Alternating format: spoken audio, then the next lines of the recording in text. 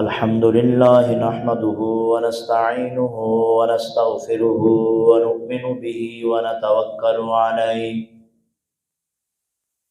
ونعوذ بالله من شرور أنفسنا ومن سيئات أعمالنا ومن يهده الله فلا مضل له ومن يضلل فلا هادي له ونشهد أن لا إله إلا الله وحده لا شريك له ونشهد أن سيدنا ومولانا وملجأنا ومأوانا وسيدنا وطبيبنا وطبيب قلوبنا محمد صلى الله عليه وسلم وعلى آله وصحبه وبارك وسلم. أما بعد فأعوذ بالله من الشيطان الرجيم. بسم الله الرحمن الرحيم. والوزن يومئذ الحق فمن ثقلت موازينه فأولئك هم المفلحون ومن خفت موازينه فأولئك الذين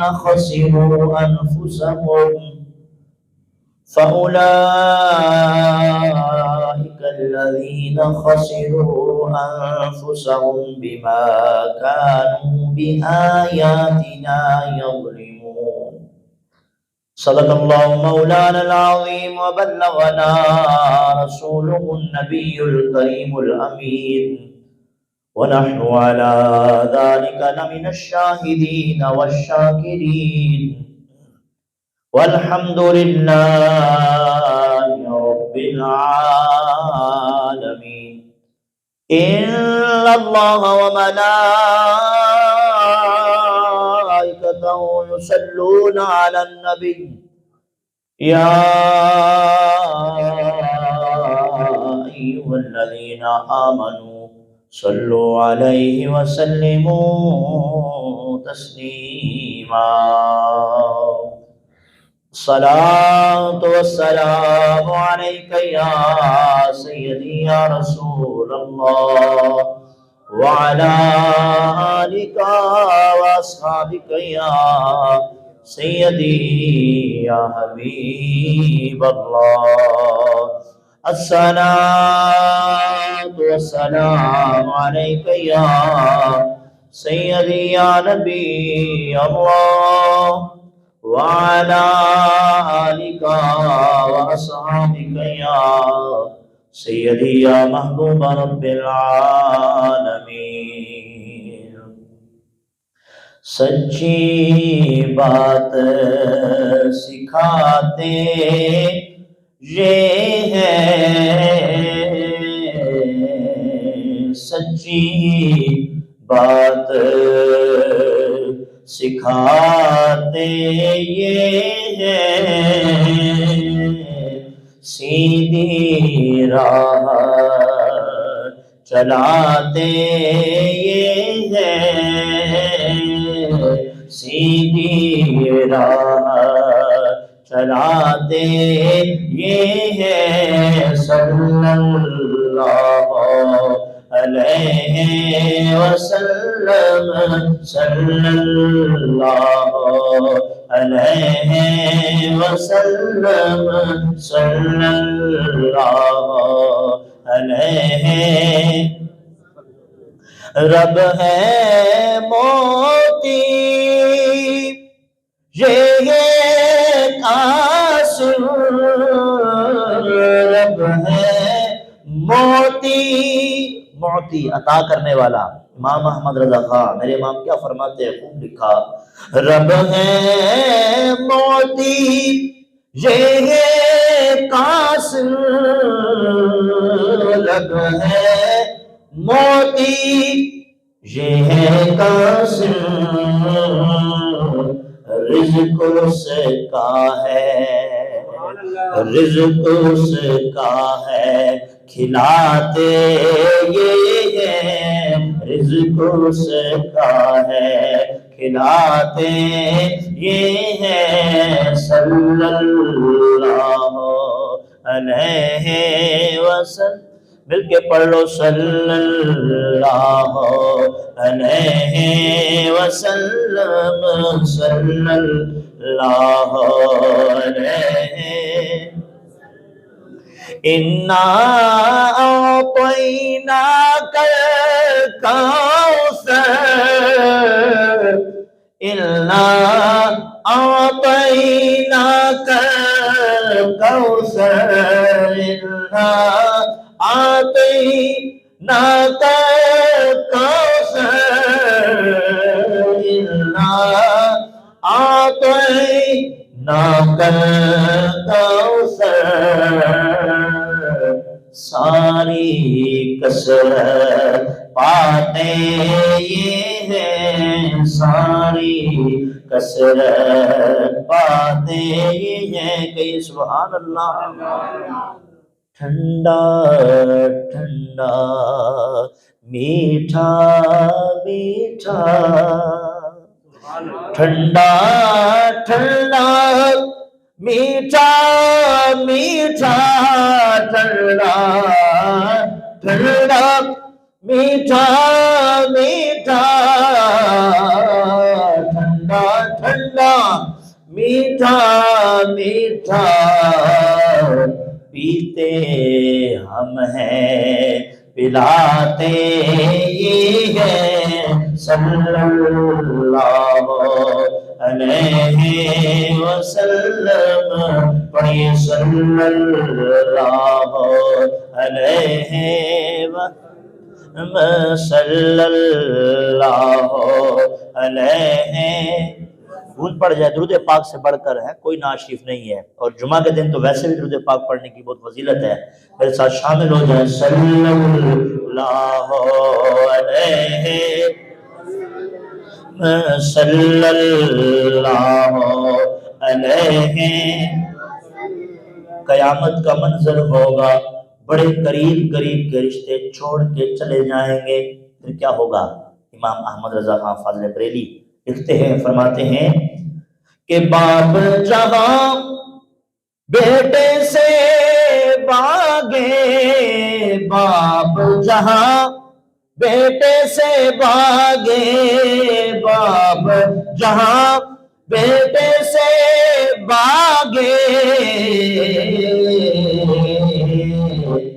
لطف وہاں فرماتے یہ ہیں لطف وہاں فرماتے یہ ہیں صلی اللہ علیہ وسلم اور قبر میں بہت یہ امتحان کی گھڑی ہوگی لیکن میرے آقا وہاں بھی اپنے غلاموں پر کرم فرمائیں گے سبحان اللہ مرکد میں بندوں کو تھپک کر مرکد میں بندوں کو تھپک کر میٹھی نیند سناتے یہ ہیں صلی اللہ علیہ وسلم صلی اللہ علیہ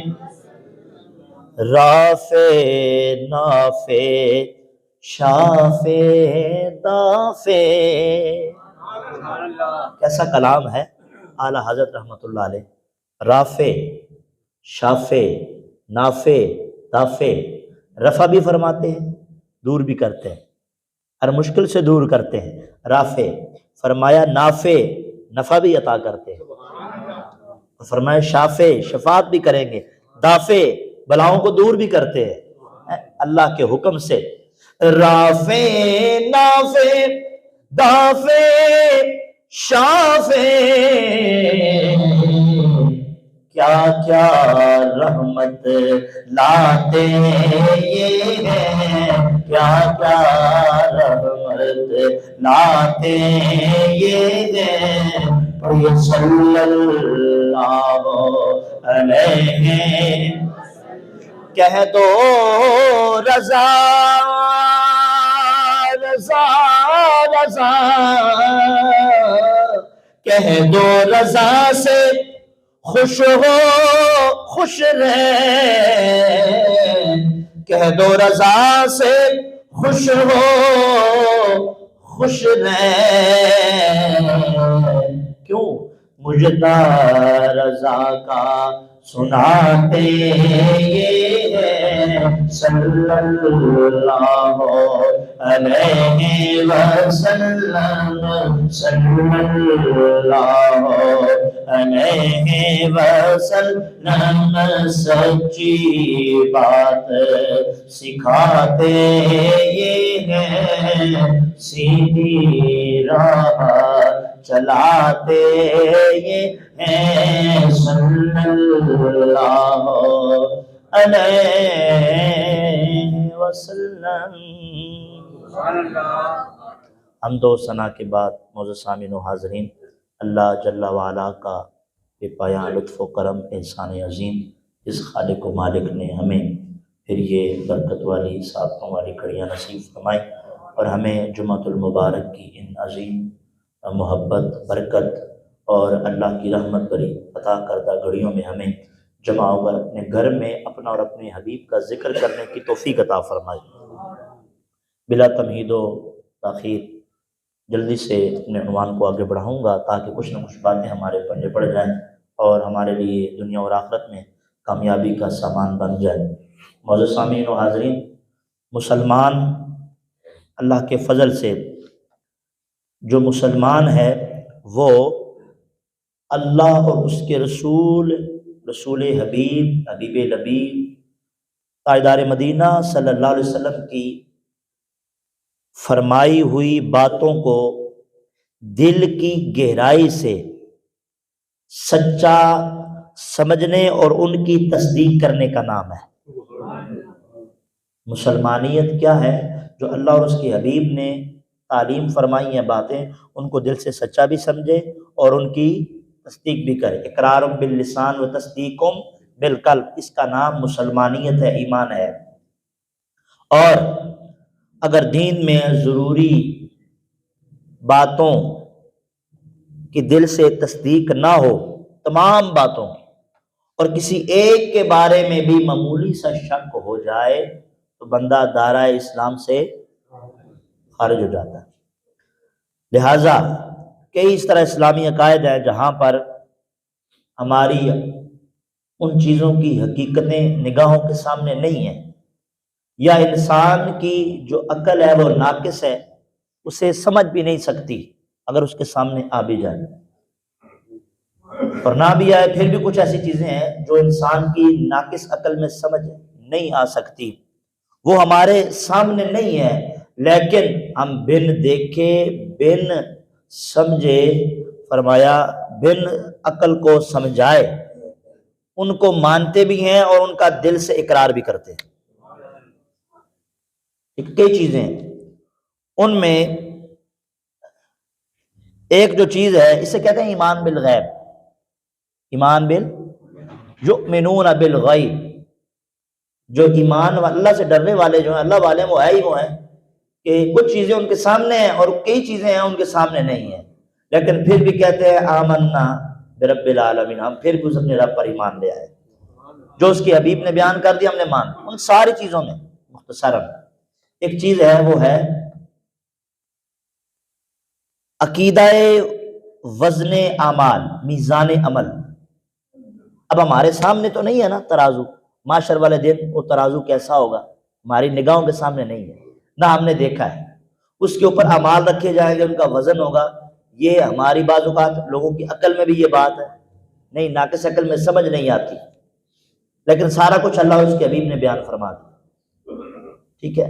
تو یہ ہمارا عقیدہ ہے کہ میزان عمل جو ہے، عمل کا جو میزان ہے، ترازو ہے، وہ برحق ہے، وہ کیا ہے؟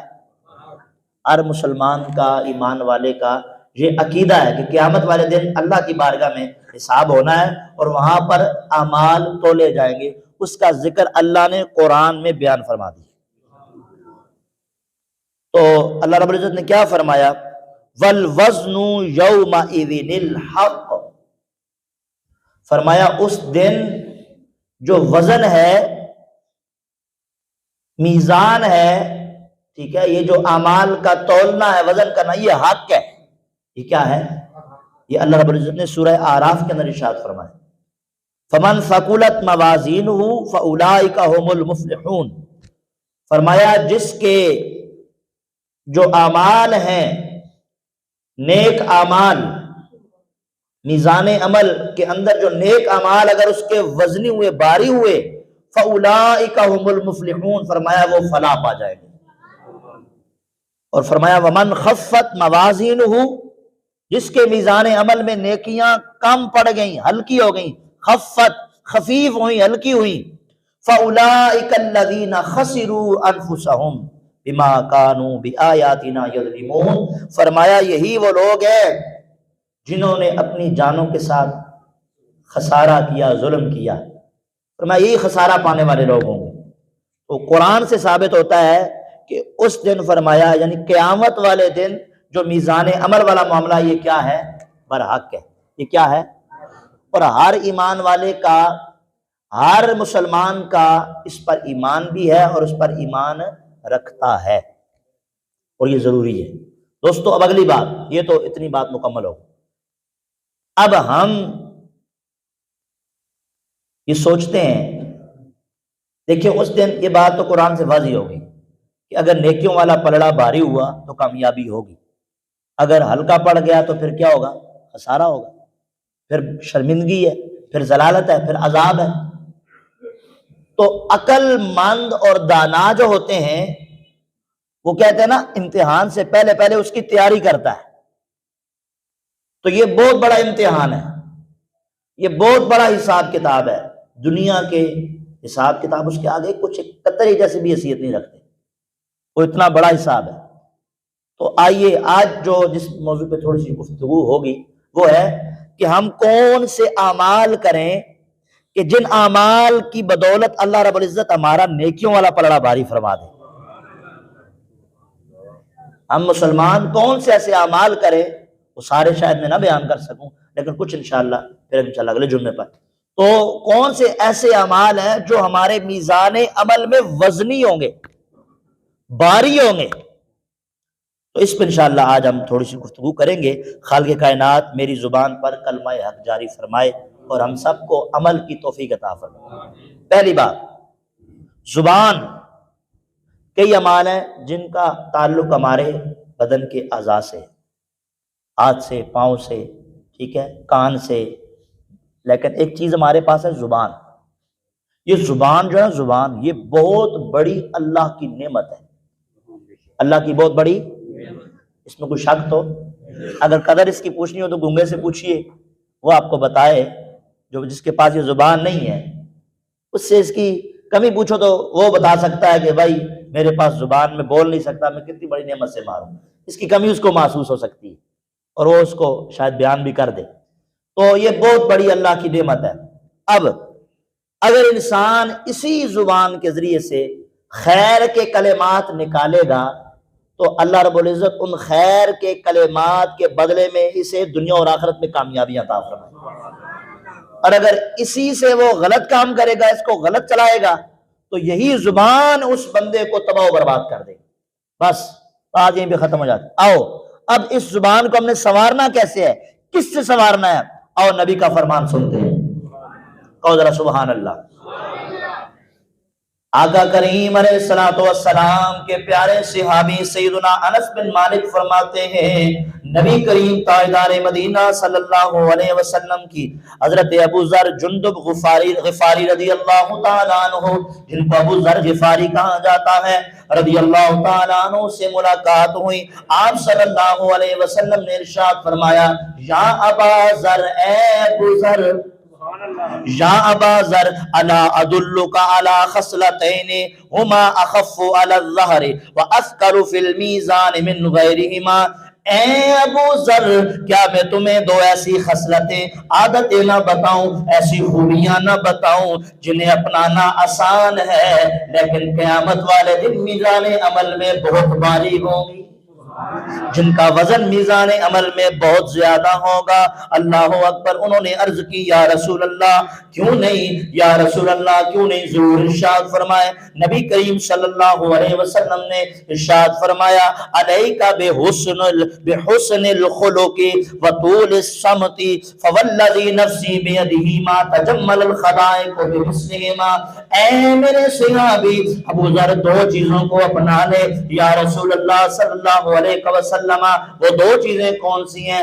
فرمایا علیک بحسن الخلق، فرمایا ایک حسن اخلاق، ایک حسن اخلاق ہے۔ فرمایا یا رسول اللہ دوسری چیز، فرمایا وطول الصمت، فرمایا دوسری جو چیز ہے وطول الصمت، فرمایا زیادہ تر خاموش رہا کرو، زیادہ تر خاموش رہا کرو۔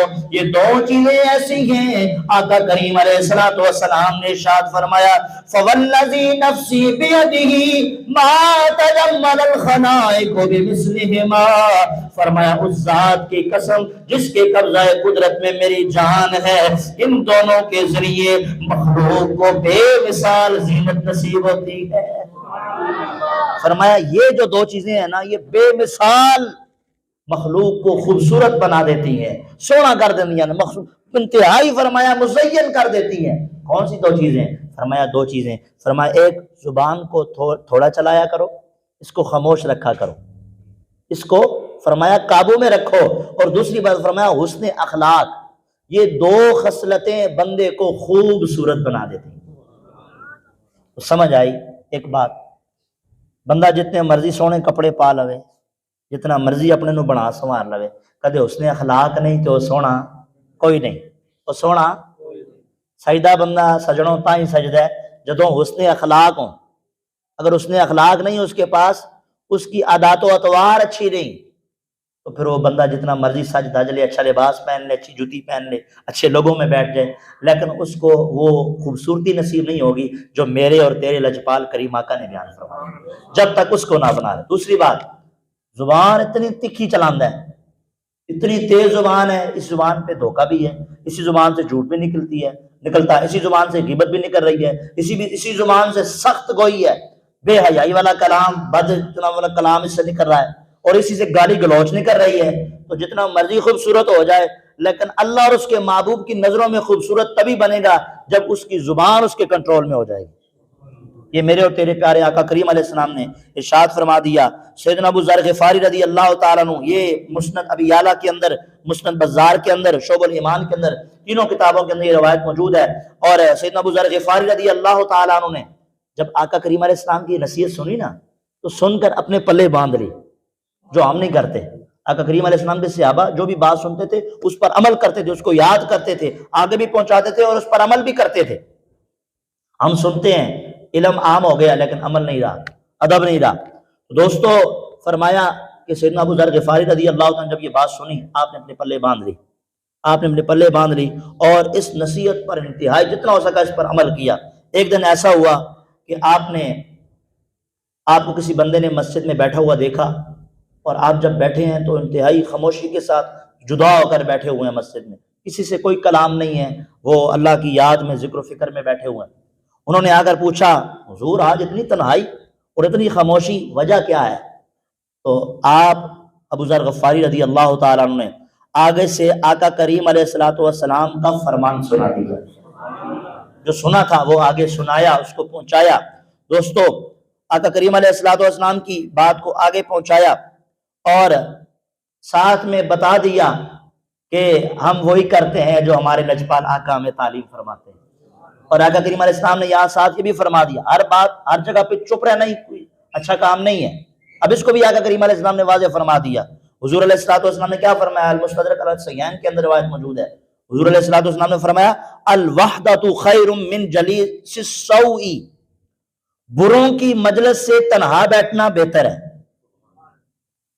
کہ آ کر اگر گالی گلوچ والوں کے پاس بیٹھنا ہے، غیبت کرنے والوں کے پاس بیٹھنا ہے، بے نمازیوں کے پاس بیٹھنا ہے، جواریوں کے پاس بیٹھنا ہے، یا شرابیوں کے پاس بیٹھنا ہے، یا گالی گلوچ کرنے والوں کے بد اخلاقوں کے پاس بیٹھنا ہے، فرمایا اس سے ان کے پاس بیٹھنے سے بہتر ہے کہ تو تنہا بیٹھ جائے۔ فرمایا بروں کی مجلس سے تنہا بیٹھنا یہ بہتر ہے۔ اور فرمایا والجلیس الصالح خیر من الوحدہ، فرمایا اگر تم اکیلے بیٹھے ہو اس سے بہتر ہے اگر تمہیں کوئی نیک مل جائیں، نیکوکار مل جائیں، اللہ والے مل جائیں، تو ان کی مجلس میں بیٹھنا اکیلے بیٹھنے سے بہتر ہے۔ اللہ والوں کی صحبت کو اختیار کرنا، فرمایا یہ اکیلے بیٹھنے سے کیا ہے؟ بہتر ہے۔ اور آقا کریم علیہ السلام نے فرمایا املاء الخیر خیر من السکوت، آقا کریم علیہ السلام نے ارشاد فرمایا اچھی بات بولنا خاموشی سے بہتر ہے۔ اچھی بات بولنا خاموشی سے، اگر آپ کی زبان سے اچھی بات نکلتی ہے تو نکالیں، پھر خاموش رہنا اچھا نہیں، پھر اچھی بات کہنا وہ اچھی بات ہے۔ اور آقا کریم علیہ السلام نے فرمایا والسکوت خیر من املاء الشر، اور اگر زبان سے گاندھی نکلنا ہے، گالی نکلنی ہے، تو فرمایا پھر یہ زبان بند رہے، اس سے بند رہنا بہتر ہے، پھر سکوت ہے بہتر ہے۔ تو یہ ایسے اعمال ہیں آقا کریم علیہ السلام نے فرمایا جو ہمیں قیامت والے دن ہمارے نیکیوں والے پلڑے کو بھاری کر دیں گے۔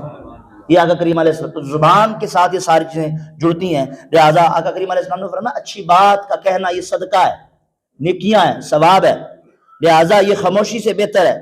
اور اگر بری نکل رہی ہے تو پھر بری سے خاموش رہنا بہتر ہے۔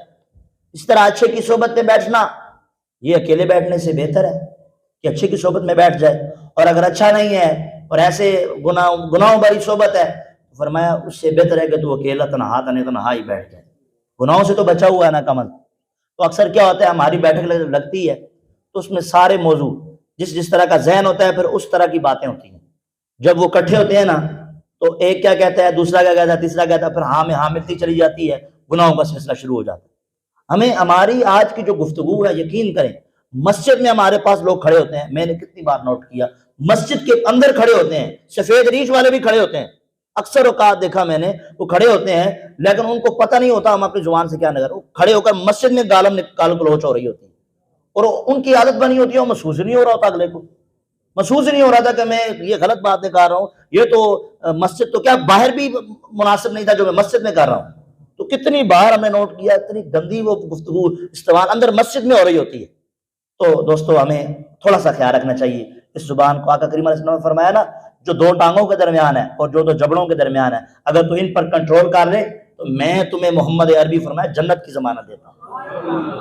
تو یہ ایسے نہیں فرما دیا آقا کریم علیہ السلام نے، یہ ہم زیادہ تر اسی سے ہم زیادہ پھسل رہے ہیں، پھسلن میں آگے چلتے چلے جا رہے ہیں۔ تو زبان کو کنٹرول کرنے کی کوشش کریں۔ سیدنا ابو بکر صدیق رضی اللہ تعالیٰ عنہ اپنے منہ کے اندر آپ نے پتھر رکھا ہوا تھا اپنے پاس، اور آپ اپنے بعض اوقات اپنے جناب والا منہ کے اندر پتھر رکھتے تھے، یعنی محاسبہ کرتے تھے، اپنی عادت بناتے تھے کہ خاموش رہنا، خاموشی کی عادت بنایا کرتے تھے۔ اور ہمارا تو ایسا ماحول ہی نہیں ہے، زبان رکتی ہی نہیں ہے، جب بھی بولتی ہے تو کچھ اوٹ پٹانگ ہی بولتی ہے۔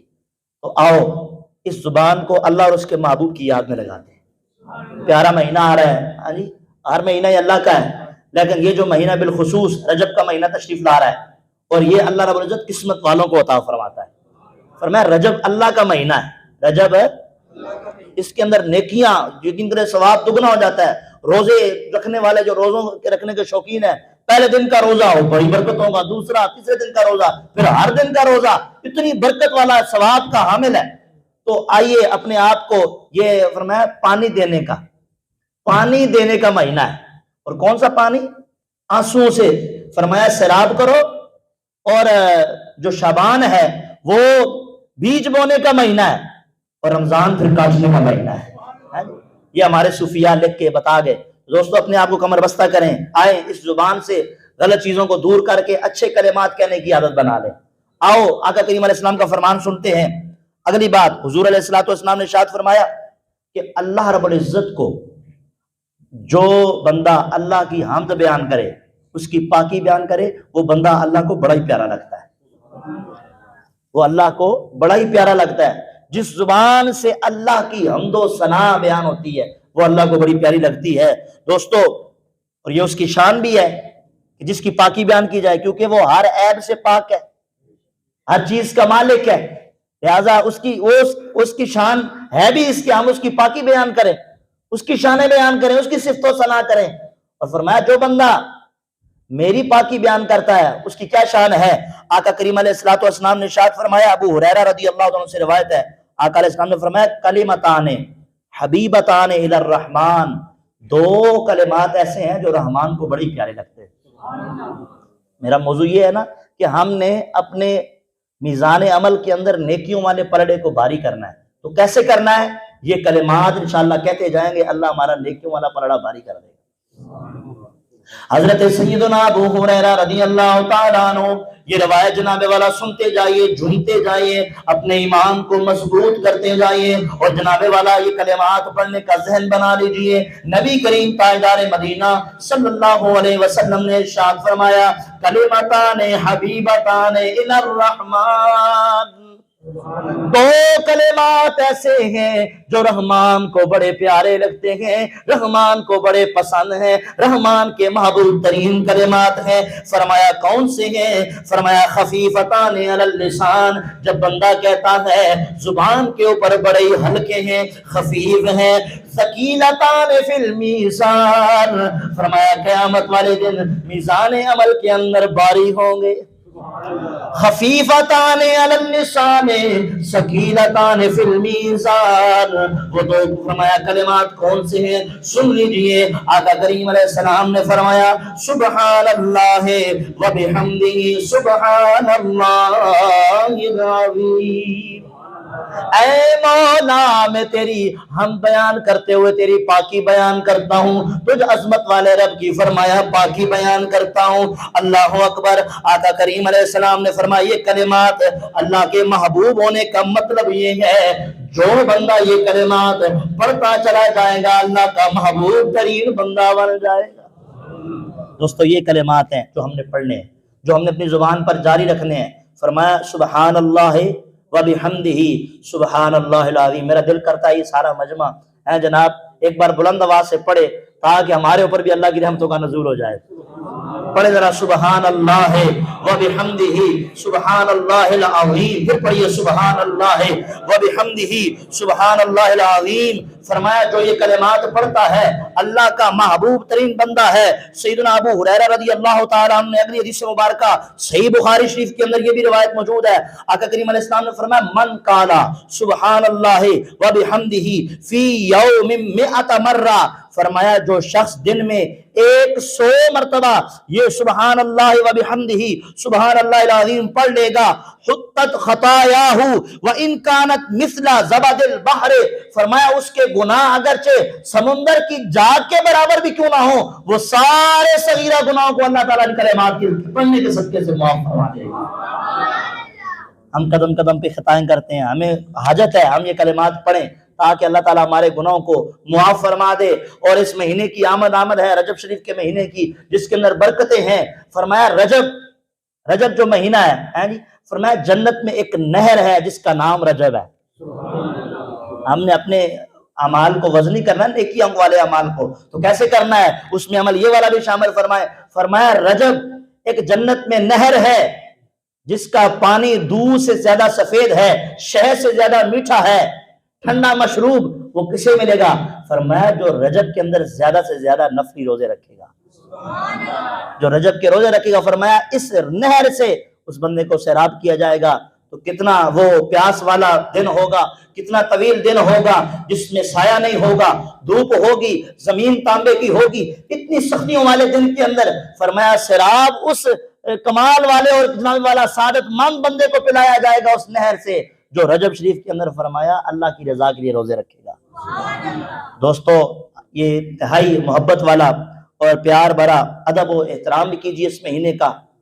اس کا ادب و احترام کیا ہے؟ ہم اپنے آپ اگر گناہوں میں ملوث ہیں، کوئی گناہ ہم کر رہے ہیں مسلسل، تو اس کو چھوڑ دیں، یہی اس کا ادب ہے۔ اور کیا ہے؟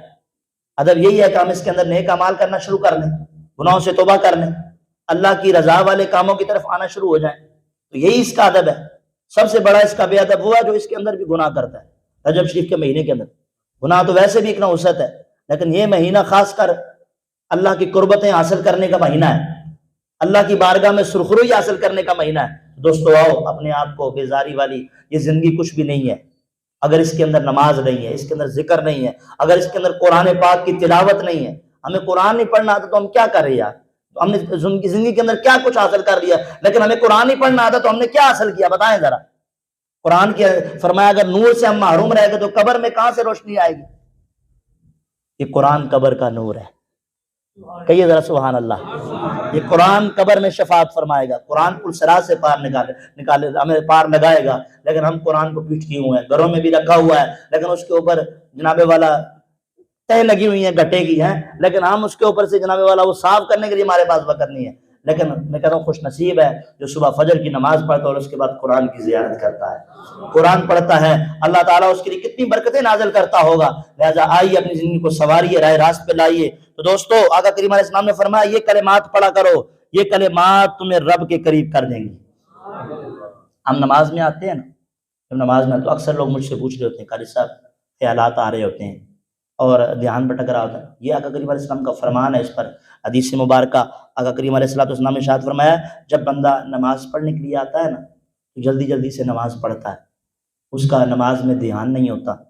جناب والا جلدی جلدی آتا ہے، پتہ نہیں کتنی رکعتیں پڑھی، کس طرح پڑھی، فاتحہ شریف کیسے پڑھی، کوئی سورت کیسے پڑھی، رکوع کیسے کیا، سجدہ کیسے کیا، وضو بھی صحیح کیا نہیں کیا، کپڑے بھی پاکیزہ ہے کہ نہیں ہے. جناب والا کوئی ہمارا اس طرف تو جلدی جلدی آیا نماز پڑھی، اور کوئی اللہ اور اس کے محبوب کی یاد نہیں، نہ درود ہے نہ ذکر ہے، جلدی جلدی آیا نماز پڑھی اور چلا گیا دنیا کے معاملات میں.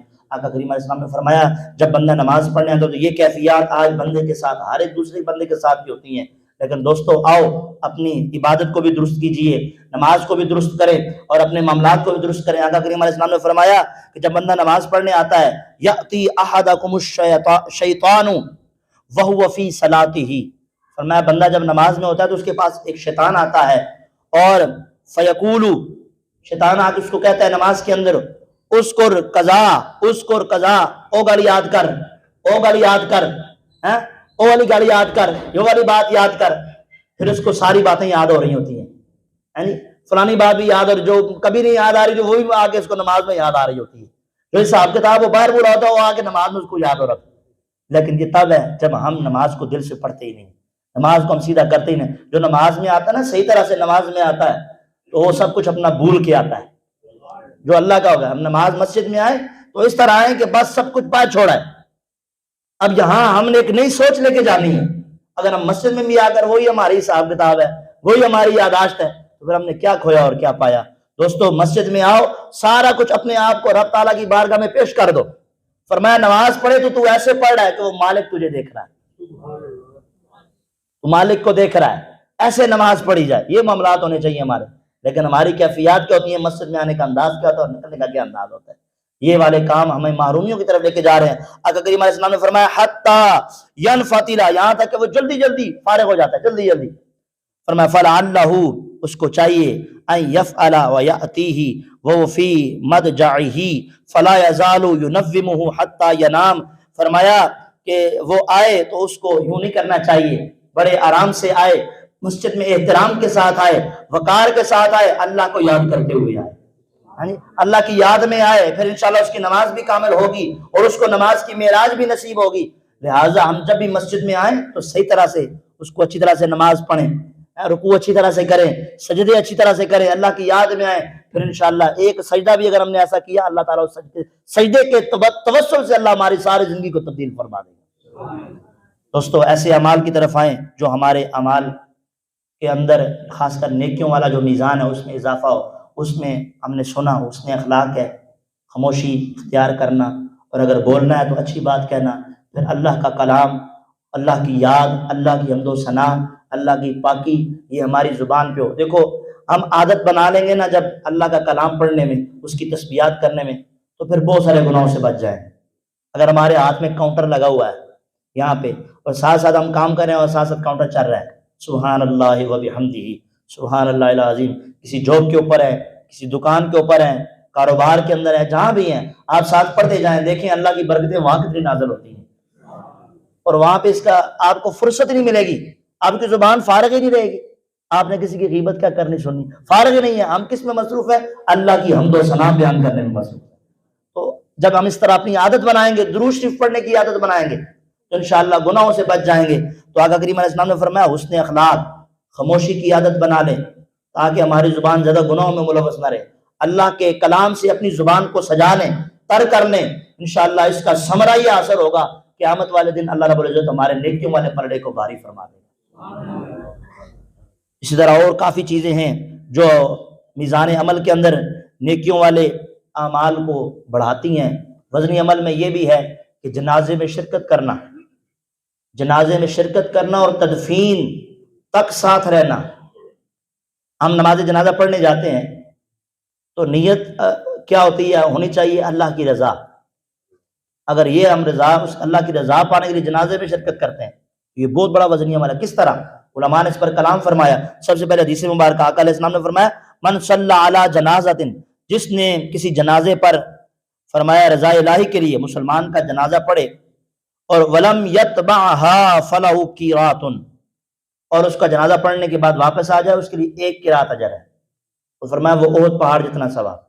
اور فرمایا فإن تبعها فلہ قیراتان، اگر وہ اس کا پیچھا کرے یعنی تدفین تک شامل رہے، اللہ تعالیٰ اس کو 2 قرات ثواب عطا فرمائے۔ اب اس کا اجر وزنی عمل کیسے ہے؟ ہم جب کسی میت کی جنازہ پڑھتے ہیں تو اس سے کوئی مطلوب تو نہیں ہوتا، ظاہری طور پر کوئی نفع مقصود تو نہیں ہوتا۔ اللہ کی رضا کے لیے اس کو نفع پہنچانے کے لیے ہم اس کی جنازہ پڑھتے ہیں، اس کے لیے دعائے خیر کرتے ہیں، فاتحہ پڑھتے ہیں، اخلاص شریف پڑھتے ہیں۔ فرمایا کہ اس کا وزنی عمل اس لیے ہے، اس کا میزان عمل کے اندر نیکیوں والا پلڑا اس کے ذریعے سے بھاری اس لیے ہوگا کہ ہم میت سے اس کے بدلے میں کوئی چیز مطلوب نہیں ہوتی، ہمیں اس سے کوئی تقاضا نہیں ہوتا۔ یہ سارا کام جب ہم اللہ کی رضا کے لیے کرتے ہیں تو اللہ اس سے خوش ہو کر ہمارے نیکیوں والے پلڑے کو بھاری فرما دے گا۔ اسی طرح کے اور کئی اعمال ہیں۔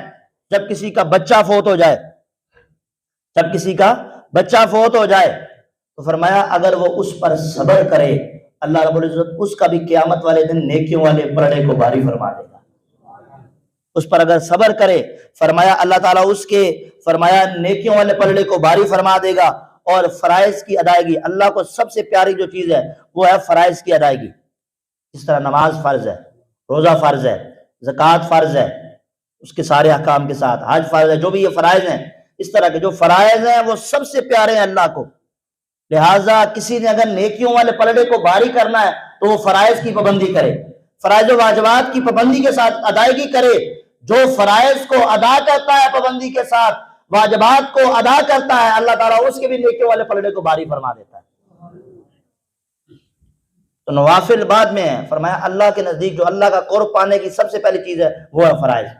اور فرائض میں ایک بہت بڑی چیز ہے وہ نماز۔ لہٰذا یہ نیت کر کے جاتے ہیں، ہم نیت کر کے جائیں کہ اگر ہماری اس سے پہلے نماز کی سستی ہوتی رہی تو انشاءاللہ اب سے نیت کرتے ہیں کہ باجماعت 5 وقت کی نماز ادا فرمائیں گے۔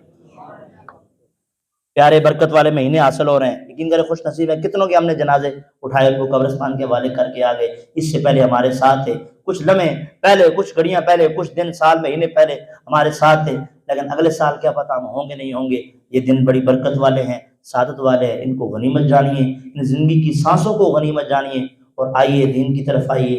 اپنی یہ زندگی ہے اس کو اللہ اور اس کے محبوب کی رضا میں گزاریے، نماز کی پابندی کیجیے، قرآن پاک پڑھنے کی عادت بنائیں۔ انشاءاللہ یکم رجب سے ہم آپ کو ایک گفٹ دے رہے ہیں، تحفہ دے رہے ہیں۔ تحفہ کیا ہے کہ جن لوگوں کی نماز درست نہیں ہے انشاءاللہ ہم پھر دوبارہ سے نماز کورس کروا رہے ہیں۔ کہیں ذرا سبحان اللہ۔ اور اس میں شامل ہونے کی نیت بھی کر لیں۔ اکثر ہمارے دوست نماز پڑھنے آتے ہیں لیکن نماز پڑھنے کی ان کی جو معاملات ہیں اس میں غلطیاں، واجبات چھوٹ رہے ہوتے ہیں، فرائض چھوٹ رہے ہوتے ہیں۔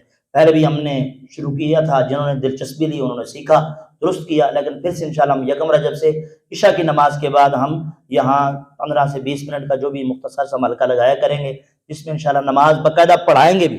اور یہ بالخصوص پیکیج ہے جو بڑی عمر کے بزرگ حضرات ہیں جن کو نماز پڑھنی نہیں آتی، وہ چاہتے ہیں ہماری نماز درست ہو جائے، تو عشاء پڑھ کے فوراً پجیا نہ کرو، بیٹھ کے آپ اس میں شامل ہوا کرے۔ سورہ ملک شریف کی تلاوت ہوتی ہے اور یہ سارا ہوتا ہے کس لیے؟ اگر آپ بیٹھ کے سنیں گے تو قبر میں انشاءاللہ یہ سورہ ملک شفاعت کرے گی۔ اور نماز ہماری آج درست ہوگی تو اس سے بڑی اور کیا ہمیں چاہیے یار؟ دیکھو ہماری بعضوں کی عمریں گزر گئی ہیں لیکن ہمیں نماز صحیح پڑھنی نہیں آتی، یہ افسوس کی بات ہے، نہ میں فکری ہے ہمارے لیے۔ تو اگر آج اب درست ہو جاتی تو اس سے بڑی اور غنیمت ہمیں کیا چاہیے؟ تو تھوڑا سا وقت نکالیں انشاءاللہ تاکہ مسجد میں رونق بھی ہو جائے. عشاء کے بعد دیکھو اس سے بڑی اور کوئی سودا ہے اس سے بڑا نفع والا تجارت جو ہے کہ ہم عشاء کے بعد بیٹھ کے فوراً کو کہاں مصروف ہو جاتا ہے, یہاں مصروف ہو جاتا ہے. ہم بیٹھ کے انشاءاللہ اپنی نماز کو درست فرمائیں گے انشاءاللہ. جو نماز کو درست کرتا ہے اللہ اس کو درست فرما, نماز اسے درست کر دیتی ہے, اسے بے حیائی سے بچا دے گی, برائی سے بچا دے گی. تو انشاءاللہ یہ رجب کا مہینہ فرسٹ رجب سے ہم انشاءاللہ باقاعدہ عشاء کی نماز کے بعد یہاں سے نماز کورس بھی ہم کروائیں گے. عشاء کی نماز کے بعد سارے احباب اس میں بھی پڑھائیں گے باقاعدہ. اللہ بعض میں پڑھنے کی تلفظ کی غلطیاں ہوتی ہیں, لفظ صحیح ادا نہیں ہو رہے ہوتے اور ہم اپنے ذوق میں سمجھتے ہیں ہم صحیح پڑھ رہے ہوتے ہیں لیکن وہ صحیح طرح سے واجبات ادا نہیں ہوتے, قرات فرض ہے اور قرات صحیح نہیں ہو رہی ہوتی ہے. تو کوشش کریں گے انشاءاللہ ہم کامیابی مالک عطا فرمائے گا. خالق کائنات اسی طرح ہمیں دین کا درد نصیب فرمائے, اس کی اہمیت سمجھنے کی توفیق عطا فرمائے, نیکیاں کثرت کے ساتھ ہمیں کرنے کی توفیق عطا فرمائے. وما علینا الا